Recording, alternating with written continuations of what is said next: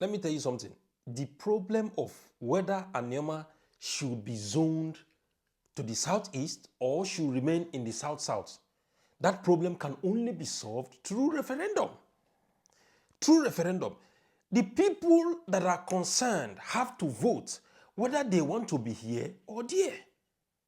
Yes, because the way it stands now, a lot of people are divided over this issue, particularly in Aniomas.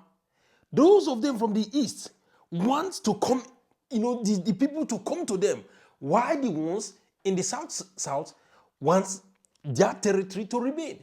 They claim that none of their territory will be cut away and added to another territory under the name of state creation, additional state creation for those people. That this is South-South territory, it is a South-South, there has to be a boundary adjustment first before any creation. That no matter what, this territory is our, it's just like when you say, this is our land, it is my land. That you needed another state does not mean you will cut my land and add it to your land. You can break a little bit of your land, no matter how small it is, break it and get yourself another state. That is what the South-South are saying, right? Meanwhile, the Easterners are saying that you people are Igbo. That is the ideology they are anchoring on. You are Igbos. You are this. You must be here. But let me tell you something. You see this person you're seeing here? This is the father of Aniomas. His name is Chief Dennis Osadebay. I will tell you something about him. And then this other person is Ned Nwoko. Now, everybody is looking at these two people as fighting, maybe this one taking over from where this one stopped, right? Or Ned Nwoko fighting or continuing the same cause that Chief Dennis Osadebay fought for. Chief Dennis Osadebay was the first, let me call it first governor. He was the first premier of the Midwestern states. He was a literature writer, let me put it that way, or a lawyer. He was at the time working in a newspaper, and then he became the Senate's president. And then from there, he was agitating for equity. He saw how his people were being pushed away, how his people were suffering, how his people were neglected. There was no political or governmental influence reaching their people. And then he went into a very strong agitation for that. As at then, Igbos, which these Aniomas, were grouped as the Yorubas. Can you imagine that? The Igbo that you see today, all these Anioma people you see, they were seen as Yorubas. Meanwhile, their brothers were there beside them, being the real Igbo. So this guy, Osadebay, went into very strong agitation that no, there must be justice and equity, inclusion for his people. But guess what? In my first video, let me quickly correct something. I was mentioning Sam Mbakwe. Who I meant there was Mike Okpara, not Sam Mbakwe. Mike Okpara was the premier of the Eastern region then. Mike Okpara indirectly supported the creation of Minority Commission, which is also known as the Midwestern states, where their brothers, the Aniomas, were pushed to be part of a group mainly dominated by the Yoruba or the Yoruba look-alike culture. In this group, what did they do? They have to cajole Dennis Osadebay. He came down all the way from being Senate president to being the first premier of that Midwestern state. These whole things happened between that 1961 and 1963, or 1963, thereabout. He became the first premier, and then he did everything, work hard to make sure that, these people gain their autonomy, get every government inclusion and equity and justice. But still, was that the case? It was not the case. But I'm not going to go further because of the length of this video. The bold point of this whole thing was that, you see, Chief Dennis Osadebay, being an Asaba man, fought heavily. He fought heavily, agitated severely for his people to decide, for his people to gain, to have at least a little bit of what they are starting to enjoy today.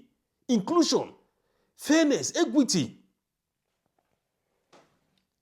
But today, this other man, being Ned Nwoko, some people say he's fighting the same thing, but I here will tell you that he's not fighting the same thing. He's fighting totally something different from what Chief Osadebay fought for. Chief Ned Nwoko is fighting, yes, that there must be, definitely, as we know now, there is some sort of gap between states all over the regions in Nigeria. The Southeast actually are facing what we call lacuna, like a shortage. They do not have an equal state, just like every other person. Yes, they are entitled to one state. But what Ned Nwoko is not fighting for now is that for their brothers across the Niger to join them up. Yes. Well, me, I have no problem with that. He is a father. Papa Ned Nwoko is a father. And what does a father do? What the father does is that, he brings brothers who are everywhere. He unites them. A father unites a family. No matter what grievances you have, a father's responsibility is to say, yes, come, this is your junior brother, this is your elder brother, this is your brother, this is your sister. You people are one family. That is what he is doing. But does he take away that problem, that fact, that fear, that, factor that may arise when this happens? There are pros and cons with this situation, whether you are in the Southeast or in the South-South. Have you taken a proper consideration of what will be of these two situations? As we know, the major dominants in the Igbo-speaking area are the Southeast, the predominant Igbos that are across the Niger. You should expect a lot of things like you losing your dialect. That is number one. Expect a tougher competition politically. Expect a tougher competition in terms of managing your resources and then managing other resources that your land have to bring. I'm not saying that it is a bad thing or it's a good thing. That's not what the point I'm making here. Like I said, there are also pros and cons on this other side. Because on the other side, you are dealing with people with different ideology, different culture. The Yorubas do not have the same culture as Igbo. The Edos do not have the same as yours. The Benis do not. Right? They don't. So there are a lot of pros and cons in these two areas. That is why I said that for this to materialize, there must be a referendum. There must be a referendum. The people of Asaba, the people of Aniomas should be able to decide that, yes, I want to go here or I want to be here. I was watching a video and then I saw some people, that Anioma people, they claim that they don't want to go to the east. And then they asked them, why don't you want to go to the east? They said, I am not Igbo. What is your name? My name is Chukwuemeka Kingsley, this and that. He said, what? Your name is Chukwuemeka? The Chukwuemeka, is it a Fulani name or is it a Yoruba name? Now let me tell you my own answer here. Let me tell you. You see those people who told you they don't know that they are not Igbo? They are Igbo. Sorry. Who told you that these people do not know that they are Igbos? I watched also, before now, I saw that player, Nigerian player Olise, who said he's not Igbo. I was very mad at him. I almost went to Austria to go look for him and they cautioned him big time. But while I traveled back home, I was sitting in company with my kinsman, my uncle, and then I brought forth this issue. They were just looking at me like, this boy, you're a small boy, you don't know what is happening. I was raving before they now told me, calm down, let us explain to you. These people you see that said they are not Igbo, who told you they do not know that they are Igbos? Who told you that? They know very well that they are Igbo. They know that they are, at least, even if a lot of them are educated, they know the difference between a Fulani name, an Hausa name, a Yoruba name, even an Urubu name and an Igbo name. They are carrying one of the Igbo names. Who told you they don't know that they are Igbos? These people are victims of what happened to them during the war. They are part of the people who rejected everything that has to do with Igbo. If they are not directly affected, their people were affected, their cousins were affected, their relations were affected. Or they saw it, just like some of them are not actually from Asaba. Some of them are from Isiluku, some of them are from Obuluku, some of them are from the nearby Aniomas towns. But they decided that we will not be part of it because of what these people did to our people, knowing fully well that we are one. They do not want to identify themselves. You see where the apology that I was talking about in my first video, you see where it is needed? That is just it. That you continue to wave your head, display arrogance, will not bring this thing, because it simply shows that even when the region or the state is harnessed to the region, there will still be mishmash. We are not ready for that. We are not ready for that. Our forefathers were deceived, cajoled into that. Our fathers were put into Midwestern states, and now this is another regeneration that is about to be, seeded into a region whereby your lunch and the lunch of your children may be on the risk.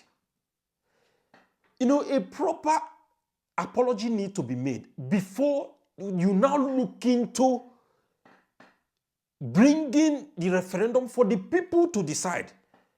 We are all Igbos, for goodness sake. I know that. I'm an Igbo. Listen, we are not as stupid as you think. We are Igbos very well. I have an Igbo names, like you guys know. But bring the referendum. Let the people decide. One person cannot decide here. We will pull you people and leave you here in the south, or we pull you people and put you in the southeast. It does not work like that. So these are my stands.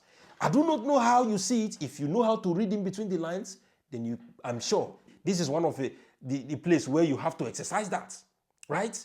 I remain your boy, Jude, Aniomas first son. See you again in our next video.